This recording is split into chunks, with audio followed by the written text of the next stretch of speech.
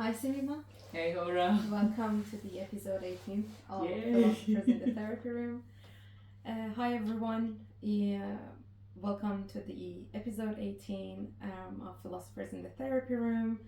We are so glad that we've been able to just keep on with the recording and bringing new ideas to the therapy room as a more like a philosophically rounded concepts and in a way that we can discover the things that has been given to us in our everyday experience, how we can relate to it in a more philosophical sense, but at the same time more useful in the case of psychological analysis or understanding our psyche and how we are relating to the world and relating to our experiences. Okay, Sima. I guess today we are going to discuss more about a concept rather than an experience. A phenomena. This is not a specific phenomena that can be experienced in a more solid way that, for example, we explored shame, we explored sadness, joy, grief. But I guess today we are not going to explore such experiences. Rather, we are going to discuss about a more psychologically grounded concept that is developed in the world of psychology and even neuroscience and biology. And we are trying to explore it from a more phenomenological and philosophical perspective. But I would say that, even though it's not a phenomena or experience the way anxiety and shame are, however, it's still the building block or underlying principle, in a way a universal principle, at least the way we understand how human relationships and human experiences works in the Western world. Because I was listening to something and they were saying that there's not enough data or research to suggest that it is cross-cultural. So that is there. I mean, I didn't dig deeper into it, but at least in the Western world, it is something through which we frame each and every person's experience. So it's in a way, in that way, it is universal. So we're going to talk about attachment theory.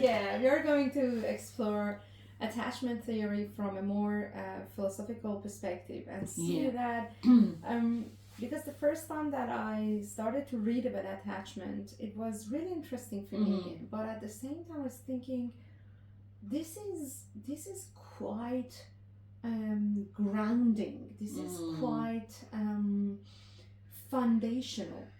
Then probably philosophers should have reflected on that because this is a very important thing. I mean, philosophers shouldn't have missed such a thing. I agree. And because phenomenology in really at the core is a relational, is a philosophical perspective to the human being from a relational, sense, within a relational sense.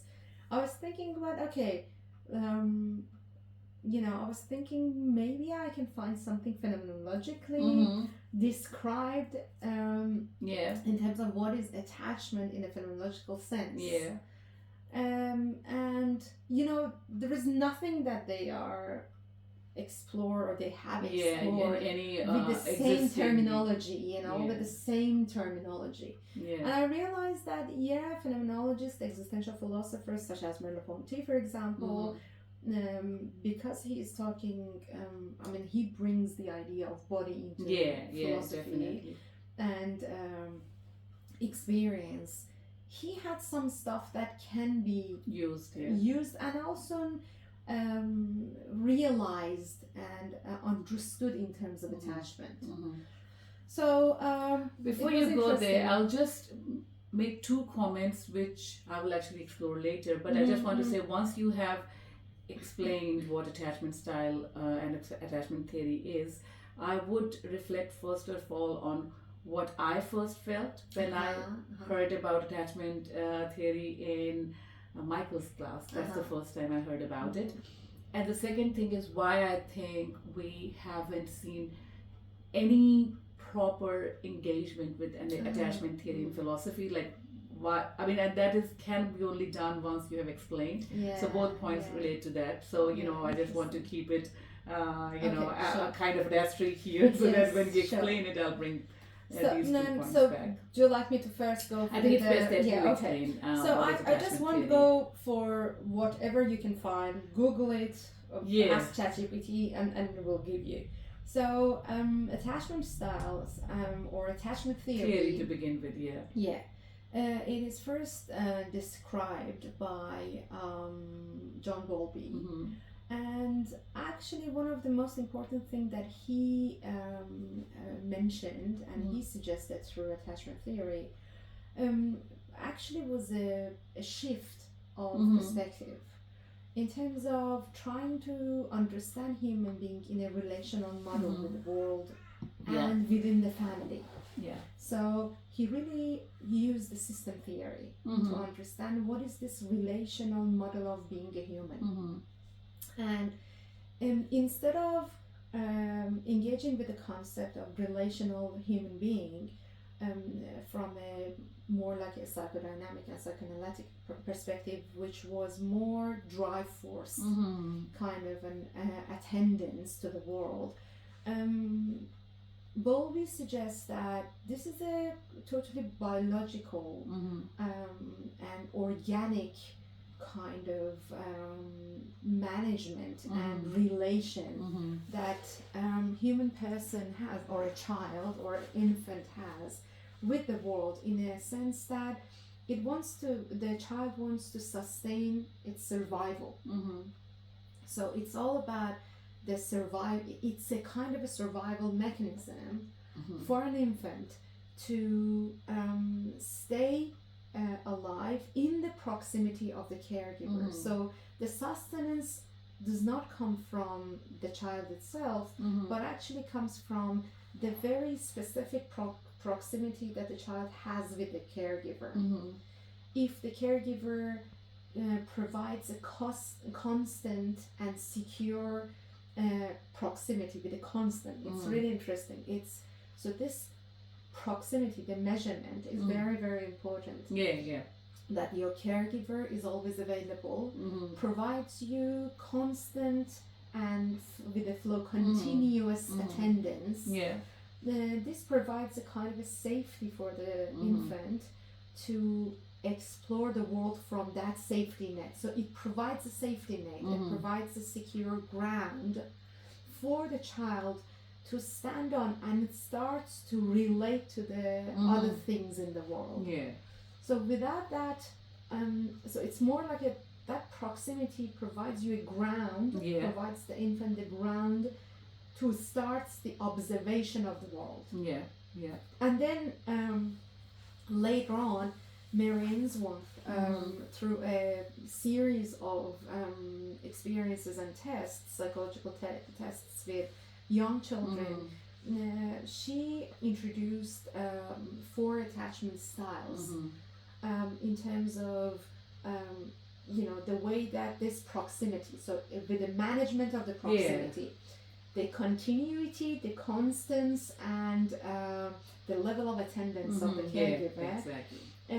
They studied with that, and they realized that so in terms of if I work with the continuity, so I disrupt the continuity of the attendance of the caregiver, certain behavioral model will be shown and will be manifested by the child. And any other factors in that proximity, so the management of the proximity changes, certain frameworks of behavior going to be manifested and shown by the child. And through that, she first described 3 and later on added the 4th one. The first one is the secure attachment, that you have a constant, continuous, ongoing carer, existence of the carer and attendance of the carer. And the second one is the anxious attachment style, Okay. which actually shows that the constancy of the existence of the caregiver is disrupted. Mm-hmm. So the It's sometimes there, sometimes it's not there, exactly. so you're anxious about whether I'm getting it or not getting Exactly. it. Yeah. So it's a sense of there's a constant fear of I'm gonna lose, I'm gonna lose. Mm-hmm. While even they have the caregiver, They're they not don't sure feel how they're long. not. They are so anxious about losing you Mm-hmm. in the next second. And the third one is the ambivalent and the avoidant style. Mm-hmm. And the avoidant style is okay, I know that the caregiver will not anyhow come back from me, already abandoned me. Yeah. And while I was looking for the caregiver to come back, either they come back or not, they don't relate to my answer. They don't relate to my call. Yeah. To avoid the pain of disappointment, you learn to just not have expectation. Exactly. So you don't actually call for attendance of your caregiver. Yeah. You prefer that to have this pain of being lonely and having to deal with the pain of not being attended to, not being heard, not being seen, but actually not asking for the caregiver to come because you know that the caregiver will leave. Yeah. This will not be a constant. Yeah. So it's more like a dealing with the disappointment. You know, the avoidance style is an attachment style that actually you can see them in the management of their disappointment. They don't want to be disappointed, therefore they don't call for the attendance of the caregiver. Exactly. They don't want to be vulnerable. Exactly. Yeah. And the last one is disorganized, which actually later added to the attachment styles. That it's so interesting. The attendance of the caregiver, the proximity of the caregiver, somehow at the same time is relaxing. It gives them a sense of security, but at the same time it's a resource for a threat. So they feel in their body at the same time the safety of being in the presence of the caregiver, but at the same time they know that the caregiver is not reliable. So like the in caregiver case of becomes like abuse or something. Exactly. Yeah. So these And are so the ambivalent one, it's more about its shifts between avoidant and disorganized one. No, I'm talking about ambivalence. So so secure, ambivalent, avoidant. Look at the avoidant and anxious. It's more about the vulnerability and anxiety. Exactly. So it's how a much? two model of it. It seems that it's two side of the same coin. Exactly. And you can have an anxious avoidant, anxious preoccupied. So it depends. But it's really two sides of one coin that you don't get, and you don't get the care of the caregiver in a constant manner. And then either you become too attached to the pain. So in terms of not going through the pain of detachment, you constantly call for the caregiver.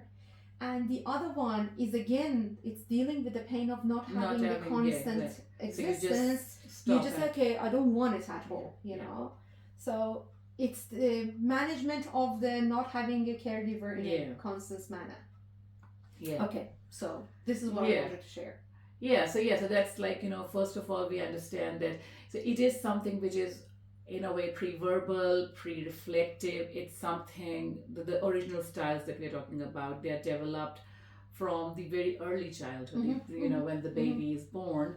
So, I mean, one thing that is very interesting to observe here is that it is so, in a way now when you think about it, it's so obvious because, a child was part of someone's body and all of a sudden you have a different physical, like separate physical existence. So that is chaotic. That is confusing. So, when you were inside a sack filled with fluid. You were hearing voices and everything, but you were still securely in a space that was holding you tightly. And all of a sudden, you're in this space, free floating, with things, too many things around you. It can be confusing. So you want, and because at that stage, we haven't developed any sense of, me and the other, me and the world, no separation. So you want to make sure that there is something that where you feel secure, and that's where the biological, the evolutionary need for the one who cares for me.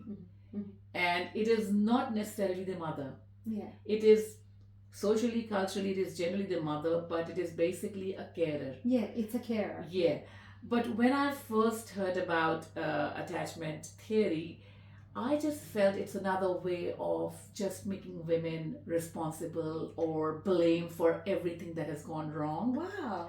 Because it was like, the mother, because usually it is in the language of the mother. Yes. The mother was absent, so this happened to the child. The mother was preoccupied, this or that. So I just said, like, wow, everything comes back to the mother. And Mick tried to go back to the primary caregiver model, but ultimately, socially, we know that mothers, 80 to 90% of the situations, mothers are the primary caregiver. So that was really, I just felt like, in the way Freud made it all about the mothers, it was really, I didn't reject it, but it was like, ultimately, socially, we are blaming everything on the mother, everything that goes wrong with anyone. And because usually when you are studying attachment styles, it is usually to identify what's wrong with a person's attachment style. So ultimately, you trace back everything back to the mother in those early, and usually the styles are developed in the first 2 years when it is impossible to tell what happened because you have no memory. We were talking about our childhood, so we have no memory what happened in our first 2 years of life, and so ultimately the blame is going back to the mother. So that's what I felt when I heard about it. And I still remember I made that comment to my, we were discussing it to my neighbor that, it's all about the mother, always poor moms. The second thing I was thinking about was the lack of philosophical engagement, and that goes back to when I was working on my PhD and working with Beauvoir, that, philosophy usually deals only with adults. They don't talk about how a child, because we talk about freedom, autonomy, responsibility, but how do all of a sudden as a child you are, securely living in a world, but, all of a sudden you are considered to become an adult, an autonomous person, taking responsibility for your actions. So no one talks about the transition, what happens. So Rousseau was one philosopher who talked a lot about education and how education should teach us to be independent and free in a secure environment. So probably the lack of engagement with attachment style is because it's all about the baby and their connection with the world, and philosophy just wants to deal with the adults. I guess when I was actually doing Husserl and reading Husserl claims that subjectivity is only for adult human beings. Babies and animals are excluded. So it's all about it's important, it's the child and especially baby doesn't have any subjectivity. The concept of selfhood hasn't been even developed. And then now we are thinking about something that doesn't have any sense of selfhood. But actually, it is really interesting, and I was thinking exactly the same way that because the child is not a subject, that's why it will never been the subject of discussion and exploration or philosophical exploration. But at the same time, I guess one of the things that make it even easier to understand for us is attachment theories biological perspective. So it's on attachment is all about the organic response to the world. The organism wants to stay alive. Conatus is there. It's only the work of Conatus. Your kind of like DNA tells you, your what is written within your biology, that find the caregiver, keep their attention tightly on you, and that's the only way you can survive in this world. And Seema, it's interesting because look at the animals, the babies for the animals. They don't have that vulnerability that the it depends. human Like, child has. some of them immediately wants the mother. Yeah. Others can actually survive without the mother. So Yeah. it depends upon, and we have seen in so many cases that if a parent, if a human being starts taking care of them, they start treating them like a mother. Yes. Yeah. You know, the way they would treat their cat mom or dog mom, they would treat their human but mom. at the same time, they get the independence very fast. Exactly. You know? Yeah, that's so that's why you have something up to 2 years for a human being to get a rough sense of being Exactly. me, and the mirror stage. That's where they started, like, okay, I am a person. You know, that kind of identification. 2 years, you know, and that's why in 2 years many things can happen. Human psyche will gonna be molded by this interpersonal relationship in a constant 2 years of interpersonal relationship, moment by moment. Yeah. So somehow it's gonna mold your psyche in a way that this is the way that you relate to the world. Yeah. So I guess that's, in that sense, you feel that, okay, because it's a biological reaction, I understand that why philosophy never wanted to explore it, or wasn't a way that gonna be interesting for philosophers to engage with. But at the same time, something like phenomenology. Yeah, that's what I was thinking. Which is, I mean, I'm just using Husserl's word that this is a rigorous science of experience. Exactly. This is what he claims. That I want to establish a philosophy that deals with the human experience the way that scientific relationship or science claims that they can do. So this is a rigorous science of experience. In that sense, a human being, even as an infant, experiences. Yeah. Even as a fetus, there's something like you're registering. Therefore, as long as you experience, phenomenologically you can engage with that phenomenon and the experience. So phenomenology can help you to understand, okay, if biologists, neurobiologists, they claim, or psychologists claim about there is such an interpersonal relationship happening between the child and the caregiver. Let me explore how phenomenology will understand that and will describe that. Yeah. I think one challenge that we would have here is not having access to the first person experiences. Because, you know, memory is something we depend upon, or, you know, so here we are very much observing the behavior of the two and drawing conclusions from that. So I think, Seema, in that sense, you are more like you are doing it, or at least you are dealing with the child's experience from a generative phenomenological perspective. So it's like a death and birth.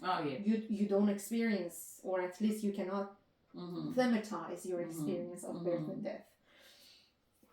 So I guess it is more like it's the description of the other of me relating to the world. But because the attachment theorists claim is that this relational model, it becomes your style of dealing with the world. Then if it's the style, so you can still access it and studying it as a subject. Not the way, not at its origin, but now how it is. Because it molded you. Because it molded the way that you relate to the world. Yeah, definitely. So you want to share the second part? So those were the two things. So the first, so the second part, like, what do you mean? Yeah, you wanted to say that this is how you felt about the. So that's where, as a first, I felt, you know, the way women are blamed for everything. So that's what I felt. It is really interesting because I feel that a lot that sense of I am a mother, and I deal with lots of mothers who their children go to therapy and they know about their attachment styles, and they come back and they blame the mother for the damages that they actually suffered throughout their lifetime, because the mother wasn't the good enough caregiver that they wanted to be. And because I'm working with carers, I get a lot of these cases, and I feel that how generally speaking, how such a interaction with their children breaks them. Yeah, exactly. And the whole idea is, then as a therapist, I need to deal with the guilt of the mother. And then these mothers try to pay whatever they owe. Compensate for it. But at the same time, they don't know the limit. Yeah. Because it's very, very tricky. Because you are not now, like, you're not dealing with an authentic way of relating to the other person. Now you are, as we were talking about, acting through guilt. Exactly. And you're trying to make up for what I have not been able to do in the past, instead of relating to the child here and now as a fresh relationship between an adult parent and an adult child. You try to compensate for what you couldn't do to them when they were 2-year-old, 3-year-old. So that's where, you again lose an opportunity to be in an authentic relationship. Exactly. And the child sees it as I'm paying back. This is something that I owe you and I want to pay back. Again, it is not being felt genuine, even from the child, from the child that we're seeking. I guess and then it's a very, very unstable and chaotic situation that you can see after such analysis and after such explorations that happens in therapy room for the child. And constantly I'm thinking about, okay, then the language of mother wound, father wound, the whole idea of wound. I mean, we are blaming the father and the mother as the caregivers and not good enough caregivers. And blaming whatever happened to the child and the relational model of the child. It's going to be the result of those early years of attachments and those early years of attendance of the caregiver. And we don't see that what we do with the figure of the mother in that sense, by using that you wounded me. I understand that we have certain extreme cases. Yeah, we are not talking about people like abuse and or even extreme neglect, and let's not go to those extreme cases. We're talking about people who had a mixed kind of childhood. Definitely there was neglect, there might have been some abuse, they might have been hurt, however it was on a normal basis. You were well fed, you were given a proper education, you were given some love and care. So we're talking about that kind of environment. But of course there were moments when some of your needs were not met. Exactly. So it's dealing with I guess in terms of the dealing with these kind of therapeutic explorations, the more I don't know, I'm not sure whether I'm going to use this word or not, but I think the more ethical and moral way of dealing with such, because look, in therapy room you are dealing with the other, and that other, when I'm exploring attachment, is my caregiver, is my parent. And then what do you mean by in therapy room we are dealing with the other? When I explore, so like not as a therapist, not as a therapist, as a client. So when I'm exploring my attachment style, I'm exploring an interpersonal relationship with my caregiver. How was I treated? Exactly. I see the other in this relationship. The other actually was one of the poles of this relationship. If it wasn't because of the caregiver, I wasn't actually existent at all. So it is very important to see that the very existence of caregiver made you possible to even be in this world. Exactly. And then how do you want to deal with it? Are you looking for someone to blame? Or what am I looking for in this, therapeutic exploration? Yeah. And I guess this is a very, very important question to be reflected upon in a therapeutic setting. And I feel that not every therapist, when they go for exploration of attachment style, they see the moral ground for such exploration. Yeah, because the person you are blaming here is not there to defend exactly themselves, and so and I guess we miss the idea that caregiver also is a human being with her own attachment style, with her own network of connection to the world, situations and everything happening and that around caregiver also is situated in the world. Exactly. But we tend to cut off the whole connections of this child and a parent and a child and a caregiver, and then explore their relationship. This is not real. This is not even philosophical. This is not even experiential. This is a shot of a movie, only one shot of a movie that only you magnify one section, which is true, but you have magnified it. You magnified it, and then you try to use that model for the whole series. Exactly. Imagine that you have a life series. Yeah. And then you're trying to analyze one bit of relationship and find the model of interpersonal relationship between two people, and then magnify it and then generalize it throughout the whole lifetime, span of a lifetime. And I guess as someone who teaches ethics, I put a big question mark in front of such an interaction, and I say, am I doing it in a moral way? In an ethical, do I have ethical concerns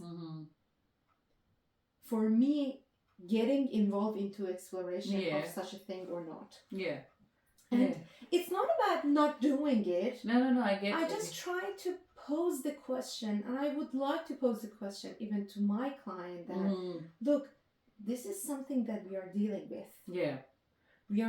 This is not something that we are trying to finding the guilty partner and punish them. Exactly. It's not about It's punishment. not a court case. It's not a court procedure. It's not at all. It is a certain kind of analysis of the way that you relate to the world. And I guess because the first point of interaction, the first point of meeting and connection to the world was the caregiver, I am going to explore this with the caregiver. That's it. This is the whole point of exploration of why am I exploring this becoming with. Okay, so we what we're saying here is that, I mean, correct me if I'm getting it wrong, that of course that attachment style is to a great extent based on how we relate to our primary caregiver in the first 2 years of life. However, there's a lot of other things that happen when we grow older, and they all play a role. And maybe this first interaction has the strongest impact, but it's not the only one. There is more going on. Exactly. And it is useful to explore it as long as we are not doing it with the point of view that this is the only explanation we need. This is the thing that will explain what's wrong with me. Exactly. And then, you have evidence, countless evidence of attachment style can change. It definitely. is not a one and only once molded and then you cannot change it. It is not a fixed model. Although many people stay with the same model that was, they retain a lot of it. It becomes the routine of the way that I deal with the world. But this is not the case that it's going to be 100% like that. Exactly. If I can find a way for myself to manage getting a loose hand of that relationship and try something else. So I experience a world that I can explore certain relationship in a secure way. I might come out of that relational manner. I might change that and modify that relational manner. But at the same time, when I explore it in the relationship between a child and a caregiver, I guess we tend to just get back to the origin, not because it's the mother and mother should be blamed and this is the wound on the body of the child, a relational body of the child that is created by the caregiver. It's not that, but actually we try to see that in the first moment that human being as an infant comes to the world, who are the first responders to the child? Exactly. And because the caregiver is the first responder, it becomes the first person that the child can relate to and understand that relationality. Exactly. And it could be more than one person, it could be a group of people. Exactly. And I guess that's the same thing that Samima, you mentioned, that this is not a universal concept. Because imagine that, I know that in Bhutan, children do not have family names. And one of the reasons is that the child should be cared for by every member of the society. It is not a child of a certain person. Because so becomes one caregiver, the whole community should care for this child. So that's why it cannot be a universal model, because the caregiver concept can be played with many parts and many members of the society. So I guess I think this is something that we normally get to forget.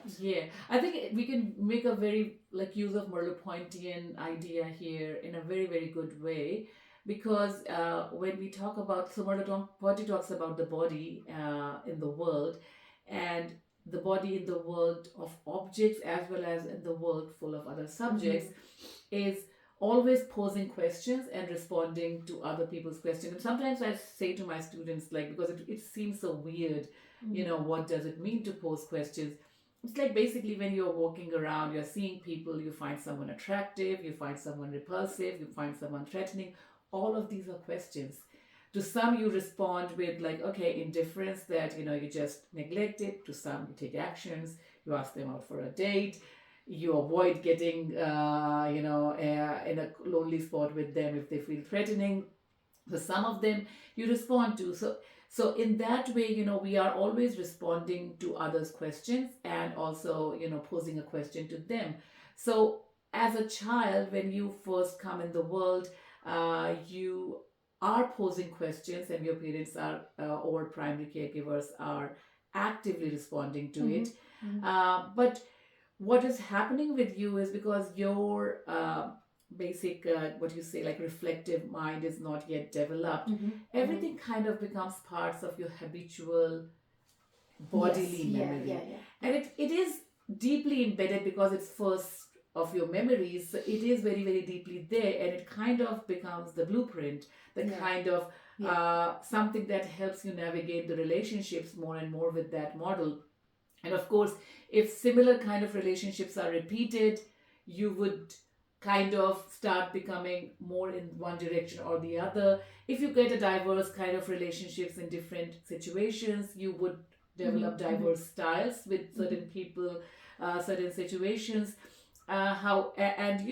This first interaction, or this first relationship will still have an impact. But as we were saying, it first of all, it is not the only one, but also the second thing is that as you grow older, you have the capacity to reflect.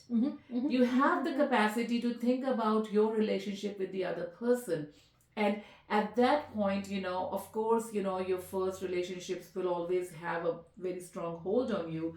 But it was also your mistake, partly, that you did not pay attention to, what's happening with me and everyone. Why am I fighting with my boss? Why am I fighting with my friends? Why I can't have any relationship? Like, I'm 45 years old now, but I'm not able to have any stable relationship in my life, any stable job. You can't blame it on first 2 years of your life any longer. At certain stage, you had the capacity to start reflecting on it. And when we reflect, our attachment styles are, to a great extent, as we said, are kind of our blueprints that help us navigate relationships. But we can take a pause. We can. That's the whole point of therapy. That's the whole point of identifying attachment styles, so we can do something about working on them. I guess there are stuff and there are situations that either solidify our attachment, the 2 years of attachment model, or somehow tries to loosen that model and then call for a reflection and call for a remodeling and reconfiguration of that attachment style. I guess one of the important things that developmental psychology uses that word, and I guess that's very, very interesting. They suggest that this attachment style and this way of me connecting to the caregiver, because the caregiver is the gate to the world. Look, it's the gate to the world. I know myself through my caregiver. Exactly. I know they are an extension of me. You don't see them as a separate thing from you. They are an extension of me. Exactly. And up to almost 5-7 years, you still see the caregiver as the gateway to the world. Exactly. Not only to the other people, but also to the world. So you stand at the back of the at the back of the gate, see how safe the environment is for me to just step out and explore, having some play and come back. And whether I have this gate open for me, the gate will stay open for me to come back home. Sometimes, and then developmental psychology calls this child consciousness. Child consciousness is the consciousness of how much the gate is going to remain open. When the gate is open, and whether it's going to be closed at the back of me or not, whether I can go back home, feel safe again, even if I had a child and had a fight with a child outside when we were playing. Can I come back home if the gate is still open? But as we grow older, at 5 to 7, there is a transition to another way of thinking model. It's like not only the relational model, it's a thinking model. And they call it adult consciousness. It's a moment of reflection of, okay, the gate that was the only way for me to come back home. When the transition happens, you look at the whole building that you call home, and I call that as a whole family system. I call that family system as a home. When you see that the gate is closed, you look at the other side of the whole building and say, okay, the window is open. Maybe I can just climb the window and I can because go you inside. Are secure. Because you are secure at that home. Exactly. You know that the home is gonna be there and you're gonna come back. You would be accepted. But at the same time, you expand the horizon of looking for. You expand the horizon of exploration. That it is not the only way to getting back home is mom's gate. Maybe I can go from somewhere else. Maybe I can just climb to the window. Maybe I can just jump over the fences. It's my home and I can return to it. Mm-hmm. I can, or maybe I can build another home for myself and I call it home and I can just Yeah, go and live yeah, in it. because you don't always like, like when I think about us growing up, we don't like feel the same way our children feel for us now. Yeah, Like, because yeah. it's not like, that's my base. I don't Mm. think of my parental home as my base anymore. Mm. But that gave me enough to then finally think about my own base as well. Exactly. That made me enough secure to create a base for myself. Yeah, So that's what it gives you. It gives you that groundedness exactly. that, okay, I know that I can trust the people I trust and create my own ground, create my own circle, and be securely there. Yeah. And Yeah. that's where, it all comes down to. Yeah. But if, with the analogy, even if people had, situations where they, and we are again not talking about extremes of abuse and all of that, Yeah. let's not go there, but even if you had a childhood where you weren't secure enough to develop a properly secured attachment style, it still gave you something. And as you grew older, you had opportunities to figure out other relationships through which you could have gained some insight about security. Even if that didn't happen now as an adult, when you are here, you have the capacity to reflect. You can mourn what didn't work out in the past. That's okay. But attachment exploration is not about blaming. Yeah. It is all about figuring out, okay, as a human being, I need other people. Yeah. We all need other people.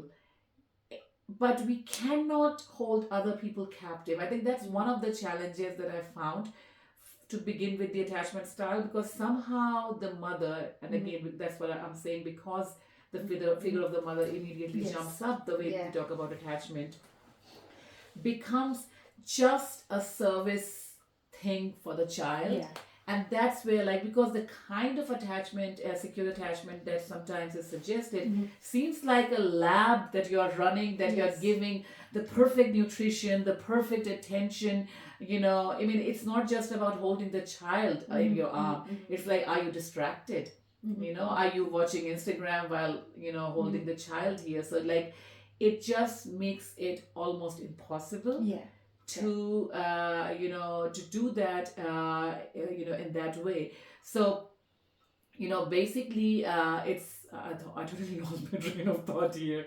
So I was like thinking about that, so like we need people, but we also need to identify that no one can fully leave their gaze for me, going back to the Sartrean idea of the look. People, those who love me dearly, will have other things to do in their lives. Exactly. And so identifying that you will always have some attention and some neglect. Yeah. And finding that balance and negotiating with that, and being secure in getting enough, and then letting go of what you don't get. Yeah. I think that's what it's all about. Same when we were discussing about the solidification of the attachment model or attachment style. I was thinking about why sometimes the attachment styles stick. And when I was reflecting on my childhood, I was thinking about the situational environment. Exactly. The culture, the political environment, and especially the political environment. It is huge. I spent the whole the first 8 years of my life in war. So how can you feel secure? Everything. I mean, not only in a relational model, but actually in a situational circumstance. In every aspect of life, the life wasn't secure and stable. There were no sense of stability anywhere. Exactly. Not even between the caregiver and the child, but between anyone. Exactly. How can someone give you something they don't have? My parents are not secure. They're not and I guess safe. They cannot give me safety. True. And I guess one of the reasons and one of the things that can help you to understand your relational model with your caregiver and explore it is to situate that relational pattern within the history and within your culture. Exactly. See how you relate, how that relational model started to emerge out of a bigger network of relationship. Exactly. This is the way that you can have justice to your relationship with your caregiver. Exactly. Doesn't matter this is a caregiver, is a father, it can be a sibling. We have so many children that lost their mother and the sibling had to step in. You know, exactly. The caregiver becomes one of your siblings, became one of your cousins. Exactly. So it doesn't matter who is this. It's about how justly I am trying to even explore. I'm not saying that exploration doesn't have any morality. Actually, everything that is dealing with a human being, it entails it enters the moral exactly. realm. The moment you do anything with nature, there's morality. We can't live in an amoral world. That is, I guess, one of those things that I always feel constantly struggling with myself. Because I feel that guilt in me that if I open this box, this Pandora box, what will happen to the relationship between the mother and the child, between the caregiver and the child? The moment that I want really to open that Pandora jar, I try to put that Pandora jar in a big mess, which is called world. Exactly. Which is called your culture that you have been born to, that you have been raised in that culture. And then all of a sudden, people see that, my mother was the outcome of a relational system. Exactly. My father is the same. The relationship between my father and my mother was exactly the outcome of a certain relational model that was instilled by politics and culture and society. So, and I guess, I'm not sure, maybe I'm trying to deal with my guilt, but I guess this is one of the most important perspective that our therapists, at least from what I have seen and what I have read, they never talk about the morality of such exploration. I think that was my struggle, because what do I do with this knowledge? Exactly. What do you want to do with it? That's where, I, like, as a philosopher, I enjoy studying and reading, but as a therapist, I feel like, is my job here to just work with the client, identify, what happened to them, and then validate that, and that's their very end.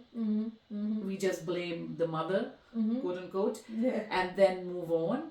Another thing, for just to add it to the stock of everything that's wrong with motherhood. Or, what exactly is the point here? And that's where I struggled a lot with. I mean, as I really like attachment style when I'm working with parents, because I can help them think about, creating an environment for the future. How to make sure, especially for immigrant parents, that's one of my desires, because when I work with my immigrant clients, I notice a lot of, issues about parenting there, especially coming to a new environment.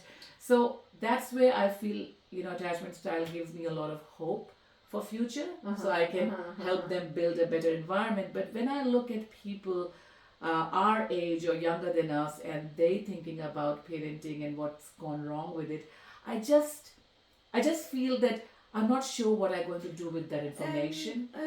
Sarah, what I normally do is trying to help them to see their journey toward this child consciousness, toward adult consciousness. I try to make them see when, even if that happened, we are not sure whether that happened or not at all. In many clients, there's still a child consciousness. Exactly. They feel that that's where the issue is, because you become an adult when you start taking responsibility. Exactly. That's like existentially, that's the sign of being an adult, is that I take responsibility for my actions, not for everything. Exactly. But the moment I start saying that, I cannot have any relationship because my mom messed me up, I am a child. Exactly. I'm not thinking. So the transition never happened actually. You're still a child. And your conscious understanding and your conscious relating, the way that you consciously relate to the world, is a child relating to the world. Exactly. That I have a gate, and if that gate was open ajar, I couldn't see outside. Yeah. If the gate was closed so fast, I didn't have enough time to go and explore outside. No, it didn't open at all. It just held me back.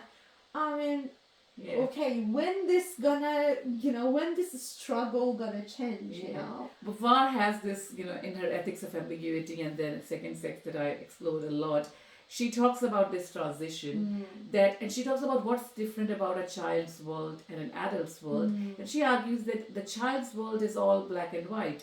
And the child is also aware that there are no consequences of their freedom. So they are free.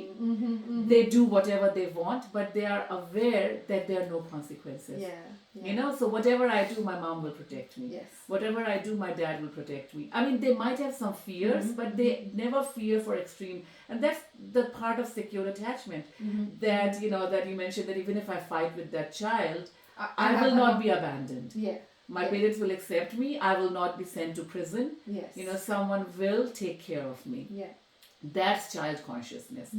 That, there are ideas, you're good, you are bad, this is right, that is wrong. However, you explore all of that in a consequence-free world. The consequences that you notice are also created by the parents. You are rewarded. You don't feel the real consequences. You broke your toy now. You won't get ice cream after dinner because you did that. And so you see this clear, kind of a manufactured world of reward and punishment, but you don't have the burden of your responsibility. And at the time that you hit puberty, your brain also starts noticing, your brain starts developing, so it starts understanding that this black and white world is problematic. So your body is going through all of that. But socially also, we start giving children more responsibility. And they start noticing the consequences. You can go to prison if you're doing certain things. Certain actions can be taken against you. You have a bank account now in your name and all of those things happening. So that's where you start, but you're still a little bit under the protection of an adult at the teenage. So that's the transition. And once you have transitioned, now there's no difference between a 60-year-old and an 18-year-old because you are an adult. And the mark is that you are responsible for your actions. But people do not develop that ethical, that conscious understanding of being responsible. And as long as you're blaming it on someone else, you are stuck. I think this is very, very important, and it is. I'm not sure. I mean, all the psychologists that might listen to the podcast say, no, that's not true. You cannot bring morality to the therapy room. And I guess really? This is the question that I put out there. Can't we? Because I guess somehow we try to reduce the burden of responsibility in therapy room to explore. But we don't understand that without the human the existential possibility of being a human, the existential condition of being human is the human responsibility. It's feel responsible for your existence. So you cannot really get rid of that and explore your relationship and explore your engagement with the world, the way that you attach to the world, the way that you expand your world and expand your relational manners. And I've never seen that in attachment theory. You see a moral stance. And I mean, I get the experiments that are being run. It is to explore, and that's okay. When we are trying to do the experiments, understanding, that's pure science. I do get that. But then what is the point? I think that's where, it's an important question to ask. What is the point? Why all this exploration is done? And of course, it does help us in thinking about the future. But why are we exploring the styles of people who are adults? Exactly. So, Exactly. so there is this question of, what's the point? Why are we doing this? And then, why are we bringing, like, as you said, when a person comes to us for therapy, it's one person who comes to us, but they bring a whole world Yeah. with them, Yeah. and they give it And to then us. what is my responsibility as a therapist Exactly. to the people that come through that person into the therapy room? Yeah, because generally the model is that my client is my client, and I don't doubt them, I don't question them, I explore. However, in a way, I have responsibility towards only this person. And I remember that when we were doing the family therapy, I remember clearly that Mike would say your client in family therapy and even in couples therapy is the relationship, not the two people. And I guess this is the place that you can take out the morality and say, okay, relationship doesn't have any morality, so you don't need to be concerned for the morality, because it's an object of your consideration. Your object of analysis is your relationship. But I don't feel that way in the therapy room. Because I know that the moment I explore the relationship as an object,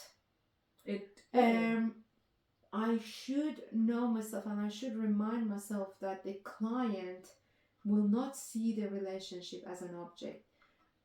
Actually, relationship is a manner of experience of the other. Yeah, exactly. I experience. And that's always ethical. There's always. It's impossible that you have a relationship. I can't imagine thinking about relationship without thinking about ethics. That's like fundamental. Plus thinking about the other. Yeah, the exactly. moment you talk about relationship, the other appears in front of you. Exactly. Yeah. No, and then the moment other appear in your face, there's an ethical realm. Exactly. You opened up an ethical realm. Yeah. So I don't know. It's one of those things that I always feel quite interested in doing that exploration. But at the same time, I try to situate the caregiver as a human being situated in the world. Culturally, historically, socially, ethnically. This is a human person, which is not condoning or excusing them, but rather, like, I was reading a book on forgiving recently, and it was a phenomenology of forgiveness. And one of the things that they were talking about was, like, first of all, not confusing forgiving with excusing. They're two separate things. The other thing was that the idea of forgiving is always coming out of our desire to move past the being stuck in the past and not seeing future as an openness.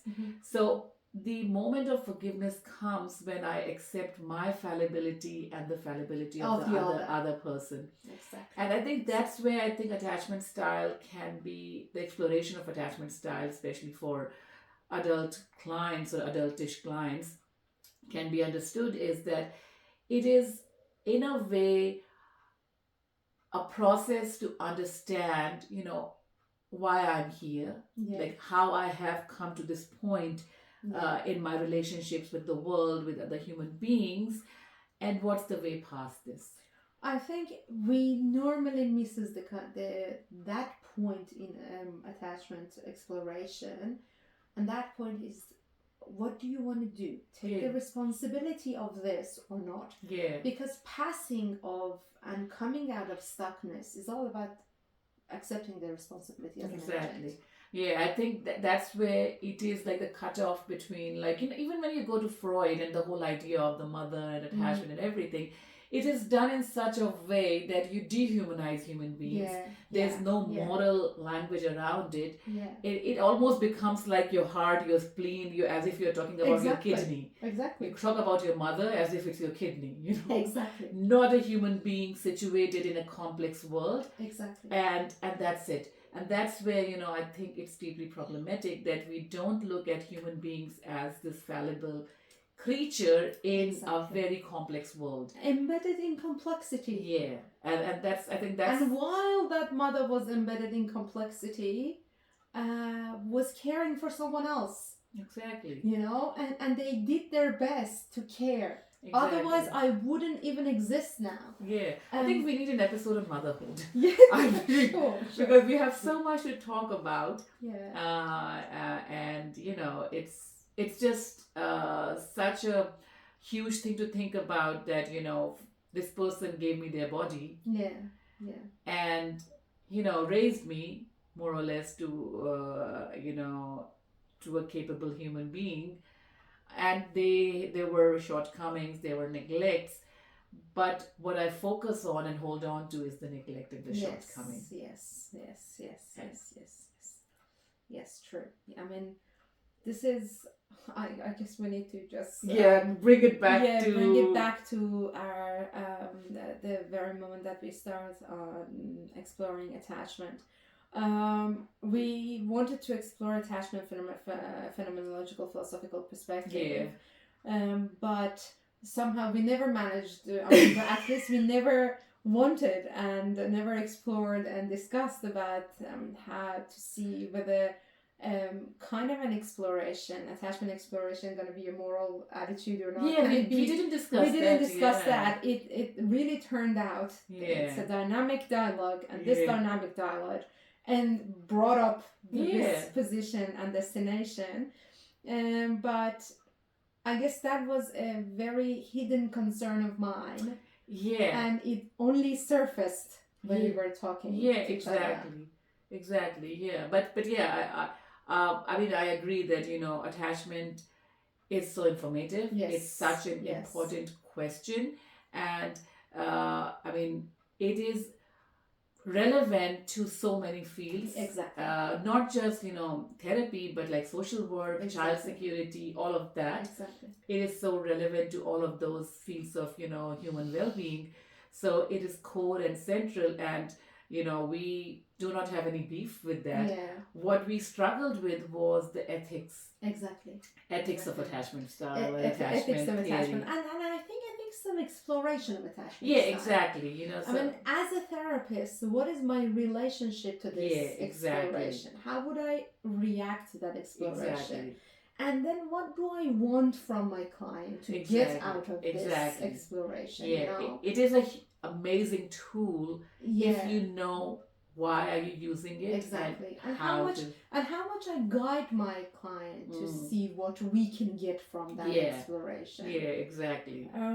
Same with thank you. I mean, it took us to a very windy journey, but I guess these were the concerns that we had before, and we never managed to it somehow came out. Thank you so much, and thank you so much, everyone, for joining us for this episode, and looking forward to hear from you and explore more phenomena and human experiences and therapeutic processes in our later episodes. Have fun.